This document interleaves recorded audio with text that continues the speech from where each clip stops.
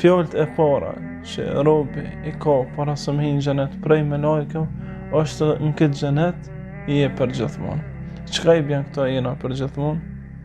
Na sigurisht menojnë që veç për veten. Për shembull, njeri hinë xhenet, as nuk vdek, as nuk plaket, as nuk lodhet, as nuk smut, kjo sahi është e vërtet, po jo veç njeri, po gjithçka në ta. Edhe një lule në xhenet kur më nuk vyshket. Edhe një pemë kur më nuk thahet, edhe një bare kur nuk thahet, edhe një ujë kur nuk e ndryshon ngjyrën, as shijen e kështu me radhë. Por gjithçka në xhenetin e Allahut është për gjithmonë.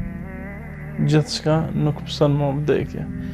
Atë ditë kur futen në xhenet, yunadi al-munadi, thret një zë, thot që në mes xhenetit dhe zjarrit edhe prejet një deli që shonë haditha, edhe thot vdish vdekja, personifikohet vdekja një deli, kur thejrë thot vdish vdekja, mos ka vdekja.